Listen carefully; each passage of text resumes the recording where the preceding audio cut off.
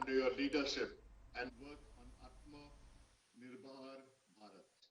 Excellencies, ladies and gentlemen, may I now invite our Honorable Prime Minister Sri Narendra Modi ji, our chief guest for this special inaugural session of CII on its 125th year to give his inaugural address. Namaste ji.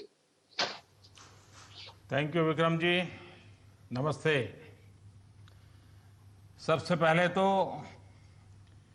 CII को 125 साल सफलतापूर्वक पूर्ण करने के लिए आप सबको बहुत बहुत बधाई, कॉन्ग्रेचुलेशंस। इस 125 साल की यात्रा बहुत लंबी होती है, अनेक पड़ाव आए होंगे, अनेक उतार चढ़ाव आए होंगे, लेकिन 125 साल तक एक संगठन को चलाना ये अपने आप में बहुत बड़ी बात होती है। उसमें समयानुकूल परिवर्तन आए हैं, व्यवस्थाएं बदली है, और पहले तो मैं इन 125 साल में सीआईआई को मजबूती देने में जिन जिन लोगों ने योगदान दिया है, वैसे सभी पूर्व के आपके महानुभावों को भी इस समय बधाई दूंगा। जो हमारे बीच नहीं होंगे उनको आदरपूर्वक नमन करूंगा, और भविष्य में इससे जो संभालने वाले हैं उनको अनेक अनेक शुभकामनाएं भी देता हूं। कोरोना के इस टाइम पीरियड में इस तरह के ऑनलाइन इवेंट्स शायद यही एक न्यू नॉर्मल बनते जा रहा है,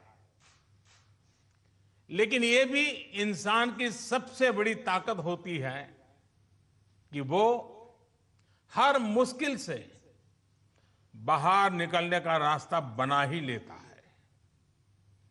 आज भी हमें जहां एक तरफ इस वायरस से लड़ने के लिए सख्त कदम उठाने हैं, वहीं दूसरी तरफ इकोनॉमी का भी ध्यान रखना है। हमें एक तरफ देशवासियों का जीवन भी बचाना है, तो दूसरी तरफ देश की अर्थव्यवस्था को भी स्टेबलाइज करना है, स्पीड अप करना है।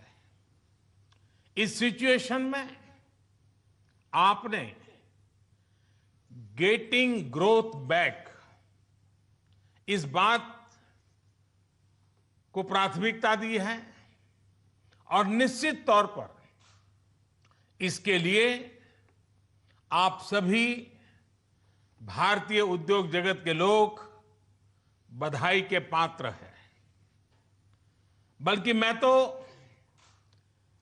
गेटिंग ग्रोथ बैक से आगे बढ़कर ये भी कहूंगा कि yes we will definitely get our growth back. आप लोगों में से कुछ लोग सोच सकते हैं कि संकट की इस घड़ी में मैं इतने कॉन्फिडेंस से ये कैसे बोल सकता हूं। मेरे इस कॉन्फिडेंस के कई कारण हैं। मुझे भारत की कैपेबिलिटीज और क्राइसिस मैनेजमेंट पर बहुत भरोसा है। मुझे भारत के टैलेंट और टेक्नोलॉजी पर भरोसा है। मुझे भारत के इनोवेशन और इंटेलेक्ट पर भरोसा है। मुझे भारत के फार्मर्स, एसएमईज, एंटरप्रेन्योर्स पर भरोसा है, और मुझे भरोसा है इंडस्ट्री के लीडर्स पर, आप सभी पर। इसलिए मैं कह रहा हूं, yes we will get our growth back. India will get its growth back. साथियों, कोरोना ने हमारी स्पीड जितनी भी धीमी की हो, लेकिन आज देश की सबसे बड़ी सच्चाई यही है कि भारत लॉकडाउन को पीछे छोड़कर अनलॉक फेज 1 में एंटर कर चुका है। अनलॉक फेज 1 में इकोनॉमी का बहुत बड़ा हिस्सा खुल चुका है। काफी हिस्सा अभी 8 जून के बाद और खुलने जा रहा है। यानी गेटिंग ग्रोथ बैक की शुरुआत तो एक प्रकार से हो चुकी है। आज ये सब हम इसलिए कर पा रहे हैं क्योंकि जब दुनिया में कोरोना वायरस पैर फैला रहा था तो भारत ने सही समय पर सही तरीके से सही कदम उठाए। दुनिया के तमाम देशों से तुलना करें तो आज हमें पता चलता है कि भारत में लॉकडाउन का कितना व्यापक प्रभाव रहा है। इस लॉकडाउन में भारत ने कोरोना से लड़ाई के लिए फिजिकल रिसोर्सेज को तैयार तो किया ही, हमने ह्यूमन रिसोर्स को भी बचाने का भरसक प्रयास किया है। ऐसे में अब सवाल ये है कि इसके आगे क्या। इंडस्ट्री लीडर्स के नाते आपके मन में ये सवाल जरूर होगा कि अब सरकार क्या करने जा रही है। आत्मनिर्भर भारत अभियान के बारे में भी मुझे पक्का विश्वास है कि आपके मन में भी मंथन चलता होगा, कुछ सवाल भी होंगे और ये बहुत स्वाभाविक है, ऑब्वियस है। साथियों, कोरोना के खिलाफ इकोनॉमी को फिर से मजबूत करना ये हमारी हाईएस्ट प्रायोरिटीज में से एक प्रमुख प्रायोरिटी है। इसके लिए सरकार जो डिसीजंस अभी तुरंत लेने जरूरी है वो तो एक के बाद एक ले ही रही है, लेकिन साथ साथ में ऐसे भी फैसले लिए गए हैं जो लॉन्ग रन में देश की मदद करेंगे। साथियों, प्रधानमंत्री गरीब कल्याण योजना ने गरीबों को तुरंत लाभ देने में बहुत मदद की है। इस योजना के तहत करीब 74 करोड़ बेनिफिशियरीज उनके घर तक राशन पहुंचाया जा चुका है। प्रवासी श्रमिकों के लिए भी फ्री राशन पहुंचाया जा रहा है। इसके अलावा अभी तक गरीब परिवारों को 53,000 करोड़ रुपीस यानी 53,000 करोड़ रुपए से ज्यादा की फाइनेंशियल असिस्टेंस दी जा चुकी है। महिलाएं हो, दिव्यांग हो, बुजुर्ग हो, श्रमिक हो, हर किसी को इससे लाभ मिला है।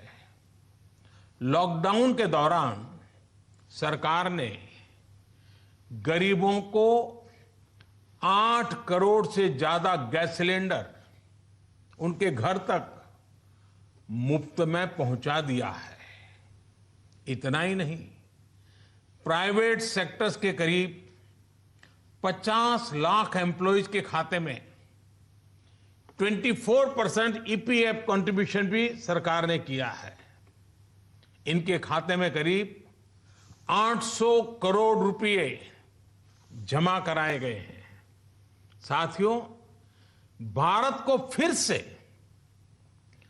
तेज विकास के पथ पर लाने के लिए, आत्मनिर्भर भारत बनाने के लिए 5 बातें बहुत आवश्यक है। इंटेंट, इंक्लूजन, इन्वेस्टमेंट, इंफ्रास्ट्रक्चर और इनोवेशन। हाल में जो बोल्ड फैसले लिए गए हैं उसमें भी आपको इन सभी की झलक मिल जाएगी। इन फैसलों के साथ हमने तमाम सेक्टर्स को फ्यूचर रेडी किया है। इसी वजह से आज भारत एक नए ग्रोथ ओरिएंटेड फ्यूचर की दिशा में बड़ी उड़ान के लिए तैयार है। साथियों, हमारे लिए रिफॉर्म्स ये कोई रैंडम या स्कैटर्ड डिसीजन नहीं रहे हैं। हमारे लिए reforms systematic, plan, integrated, interconnected और फ्यूचरिस्टिक प्रोसेस है। हमारे लिए रिफॉर्म्स का मतलब है फैसले लेने का साहस करना और उन्हें लॉजिकल कंक्लूजन तक ले जाना। आईबीसी हो, बैंक मर्जर हो, जीएसटी हो, फेसलेस इनकम टैक्स असेसमेंट की व्यवस्था हो, हमने हमेशा व्यवस्थाओं में सरकार के दखल को कम करने, और मैंने तो लाल किले पर भी कहा था कि लोगों से, जिंदगी से सरकार को जितना हम कम कर सकते हैं हम करना चाहते हैं। प्राइवेट एंटरप्राइज के लिए एनकरेजिंग इकोसिस्टम खड़ा करने पर हम लगातार बल देते रहे हैं, कदम उठाते रहे हैं। इसी वजह से सरकार आज ऐसे पॉलिसी रिफॉर्म्स भी कर रही है जिनकी देश ने एक प्रकार से उम्मीद भी छोड़ दी थी। लोगों ने मान लिया था भाई ये तो हमारे देश में नहीं हो सकता है, ऐसी चीजें होने लगी हैं।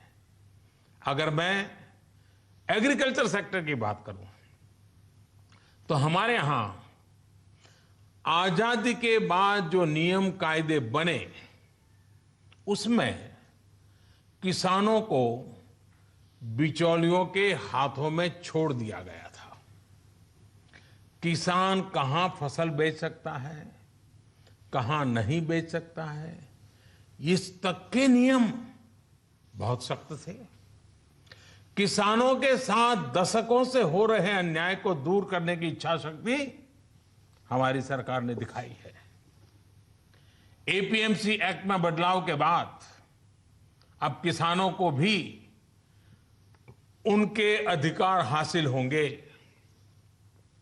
किसान अब जिसे चाहे, जहां चाहे और जब चाहे अपनी फसल अपनी शर्तों पर, किसान की शर्तों पर वो फसल बेच सकते हैं।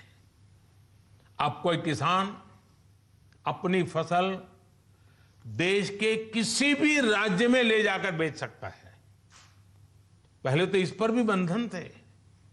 साथ ही वेयरहाउसेस में रखे अनाज या एग्रीकल्चर प्रोडक्ट्स अब इलेक्ट्रॉनिक ट्रेडिंग के जरिए भी बेचे जा सकते हैं। आप कल्पना कर सकते हैं इससे एग्री बिजनेसेस के लिए कितने नए रास्ते खुलने जा रहे हैं। साथियों, इसी तरह हमारे श्रमिकों के कल्याण को ध्यान में रखते हुए रोजगार के अवसरों को बढ़ाने के लिए लेबर रिफॉर्म्स भी किए जा रहे हैं। जिन नॉन स्ट्रेटेजिक सेक्टर्स में प्राइवेट सेक्टर को इजाजत ही नहीं थी, उन्हें भी खोला गया है।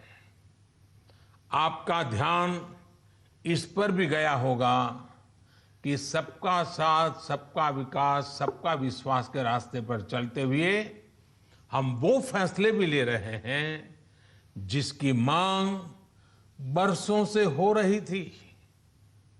साथियों, दुनिया का तीसरा वो देश जिसके पास बहुत बड़ी मात्रा में कोयले का भंडार हो, कोल रिजर्व हो, जिसके पास आप जैसे साहसी और उद्यमी व्यापार जगत के लीडर्स हो, लेकिन फिर भी उस देश में बाहर से कोयला आए, कोल इंपोर्ट हो, तो उसका कारण क्या है? आप भी जानते हैं, देश भी जानता है। कभी सरकार रुकावट बनी रही, कभी नीतियां रुकावट बनी रही, लेकिन अब कोल सेक्टर को इन बंधनों से मुक्त करने का काम शुरू कर दिया गया है।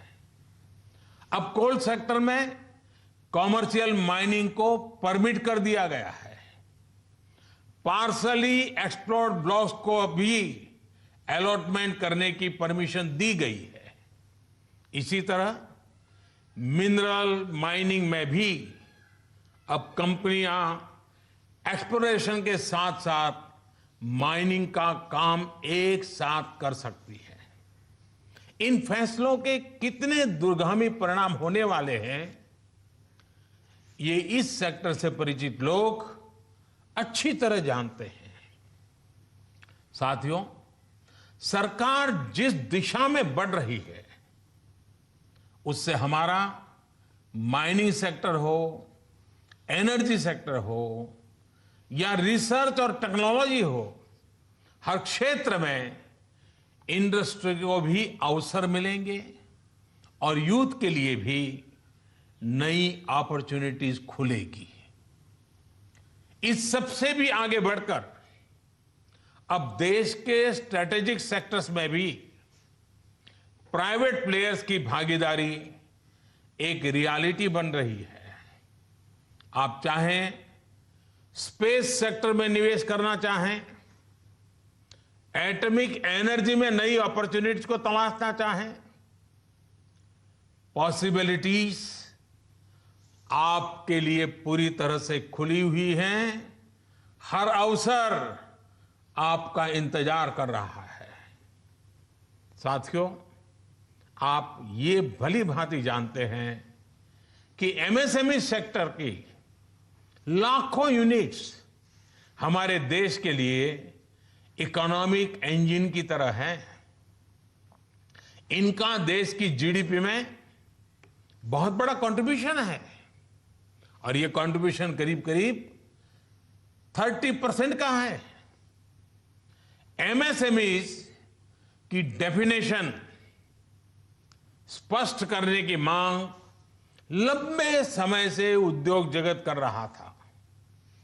अब वो उद्योग जगत की पूरी मार्ग भी पूरी हो चुकी है। इससे एमएसएमईज बिना किसी चिंता के ग्रो कर पाएंगे और उनको एमएसएमईज का स्टेटस बनाए रखने के लिए दूसरे रास्तों पर चलने की जरूरत नहीं रहेगी। देश के एमएसएमईज में काम करने वाले करोड़ों साथियों को लाभ हो, इसके लिए 200 करोड़ रुपए तक की सरकारी खरीद में ग्लोबल टेंडर्स को खत्म कर दिया गया है। इससे हमारे छोटे उद्योगों को ज्यादा अवसर मिलेगा। एक तरह से आत्मनिर्भर भारत पैकेज एमएसएमई सेक्टर के इंजन के लिए फ्यूल का काम करने वाला है।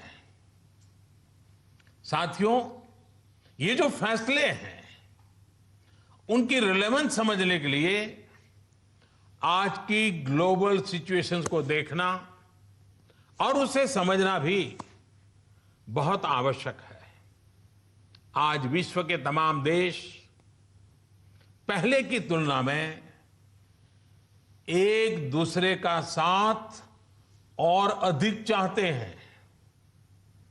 देशों में एक दूसरे की जरूरत और ज्यादा पैदा हुई है, लेकिन इसी के साथ ये चिंतन भी चल रहा है कि पुरानी सोच, पुरानी रीति नीति, पुरानी पॉलिसीज क्या आज कारगर होगी क्या? स्वाभाविक है कि इस समय नए सिरे से मंथन चल रहा है और ऐसे समय में भारत से दुनिया की अपेक्षा, एक्सपेक्टेशंस और बड़ी है। आज दुनिया का भारत पर विश्वास भी बढ़ा है और नई आशा का संचार भी हुआ है। आपने भी देखा है कि कोरोना के संकट में जब किसी देश के लिए दूसरे की मदद करना मुश्किल हो रहा था,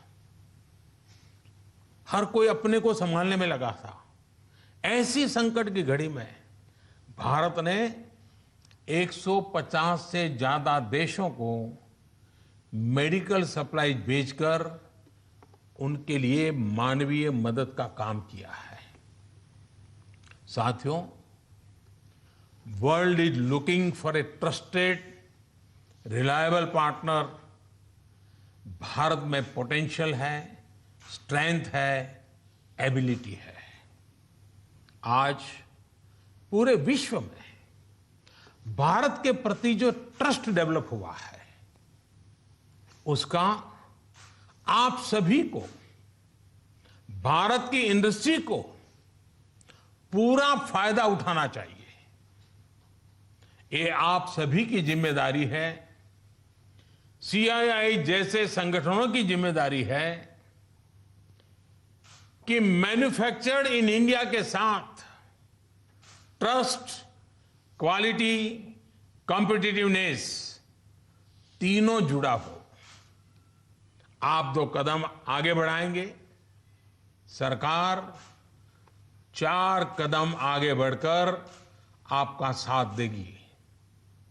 प्रधानमंत्री के तौर पर मैं आपको भरोसा दे रहा हूं कि मैं आपके साथ खड़ा हूं। भारतीय उद्योग जगत के लिए ये राइज टू द ओकेजन की तरह है। Trust me, getting growth back इतना मुश्किल भी नहीं है। और सबसे बड़ी बात कि अब आपके पास, इंडियन इंडस्ट्रीज के पास एक क्लियर पाथ है।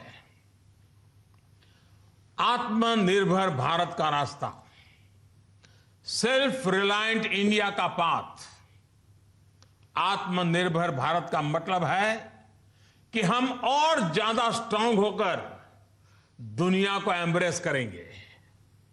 आत्मनिर्भर भारत वर्ल्ड इकोनॉमी के साथ पूरी तरह इंटीग्रेटेड भी होगा और सपोर्टिव भी।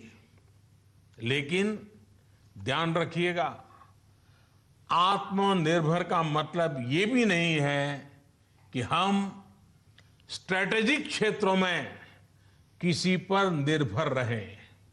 हम उस स्थिति में नहीं रहना चाहते। It is about creating strong enterprise in India, enterprises that can become global forces. It is about generating employment.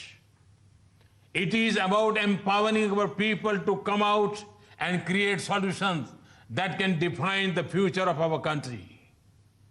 हमें एक ऐसी रोबस्ट लोकल सप्लाई चेन के निर्माण में इन्वेस्ट करना है जो ग्लोबल सप्लाई चेन में भारत की हिस्सेदारी को स्ट्रेंथन करे। इसी अभियान में सीआईआई जैसी संस्था को, मुझे लगता है आपको भी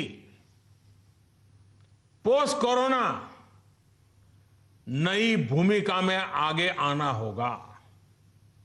अब आपको चैंपियंस ऑफ इंडिजिनस इंस्पिरेशंस बनकर आगे आना है। आपको डोमेस्टिक इंडस्ट्रीज की रिकवरी को फैसिलिटेट करना है, नेक्स्ट लेवल ग्रोथ को असिस्ट करना है, सपोर्ट करना है। आपको इंडस्ट्री को, अपने मार्केट को ग्लोबली एक्सपांड करने में मदद करना है। साथियों, अब जरूरत है कि देश में ऐसे प्रोडक्ट्स बने जो मेड इन इंडिया हो, मेड फॉर द वर्ल्ड हो। कैसे हम देश का आयात कम से कम करें, इसे लेकर क्या नए लक्ष्य तय किए जाएं, उस पर सोचने की जरूरत है। हमें तमाम सेक्टर्स में प्रोडक्टिविटी बढ़ाने के लिए अपने टारगेट तय करने ही होंगे। यही संदेश मैं आज इंडस्ट्री को देना चाहता हूं और देश यही अपेक्षा भी आपसे रखता है। साथियों, देश में मैन्युफैक्चरिंग को, मेक इन इंडिया को रोजगार का बड़ा माध्यम बनाने के लिए आप जैसे तमाम इंडस्ट्री के संगठनों से चर्चा करके ही कई प्रायोरिटी सेक्टर्स की पहचान की गई है। इनमें से furniture, air conditioner, leather and footwear, in 3 sectors पर काम शुरू भी हो चुका है। सिर्फ एयर कंडीशनर को लेकर ही हम अपनी डिमांड का 30% से अधिक इंपोर्ट करते हैं। इसको हमें तेजी से कम करना है।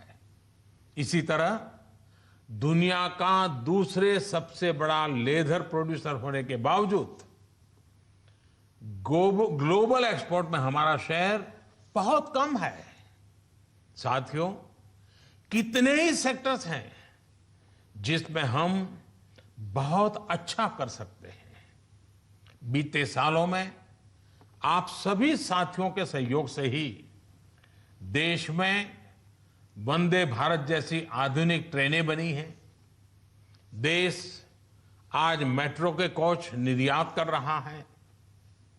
इसी तरह मोबाइल फोन मैन्युफैक्चरिंग हो, डिफेंस मैन्युफैक्चरिंग हो, अनेक क्षेत्रों में इंपोर्ट पर हमारी डिपेंडेंस को कम करने का प्रयास लगातार चल रहा है। और मैं बहुत गर्व से कहूंगा कि सिर्फ 3 महीने के भीतर ही पर्सनल प्रोटेक्टिव इक्विपमेंट पीपीई, इसकी सैकड़ों करोड़ की इंडस्ट्री आप ही लोगों ने खड़ी की है। 3 महीने पहले भारत में एक भी पीपीई नहीं बनती थी। आज भारत एक दिन में 3 लाख पीपीई किट बना रहा है, तो ये हमारे उद्योग जगत का ही सामर्थ्य है। आपको इसी सामर्थ्य का इस्तेमाल कर हर सेक्टर में आगे बढ़ना है। मेरा तो सीआईआई के तमाम साथियों से ये भी आग्रह है कि रूरल इकोनॉमी में इन्वेस्टमेंट और किसानों के साथ पार्टनरशिप का रास्ता खुलने का पूरा लाभ आप लोगों ने उठाना चाहिए। अब तो गांव के पास ही लोकल एग्रो प्रोडक्ट्स के क्लस्टर्स के लिए जरूरी इंफ्रास्ट्रक्चर तैयार किया जा रहा है। इसमें सीआईआई के तमाम मेंबर्स के लिए बहुत अपॉर्चुनिटीज है।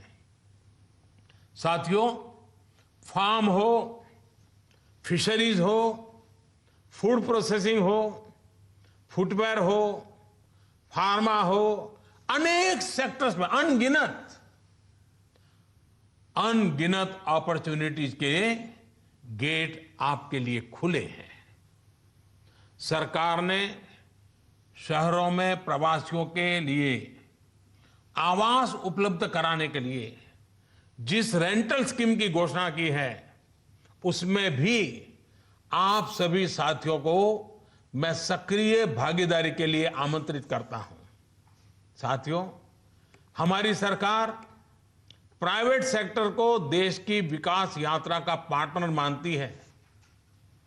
आत्मनिर्भर भारत अभियान से जुड़ी आपकी हर आवश्यकता का ध्यान रखने के लिए भारत सरकार प्रतिबद्ध है।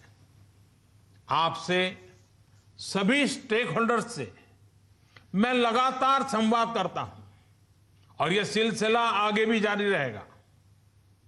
आई request you to come up with a detailed study of every sector, build consensus, develop concept, think big. We will together take up more structural reforms that will change the course of our country. We will together build आत्मनिर्भर भारत। साथियों, आइए देश को आत्मनिर्भर बनाने का संकल्प लें। इस संकल्प को पूरा करने के लिए अपनी पूरी ताकत लगा दें। सरकार आपके साथ खड़ी है। आप देश के लक्ष्यों के साथ खड़े होइए। आप सफल होंगे, हम सफल होंगे तो देश नई ऊंचाई पर पहुंचेगा। आत्मनिर्भर भारत का सपना साकार होगा। एक बार फिर सीआईआई को 125 वर्ष पूरा होने पर मेरी तरफ से बहुत बहुत शुभकामनाएं। बहुत बहुत धन्यवाद।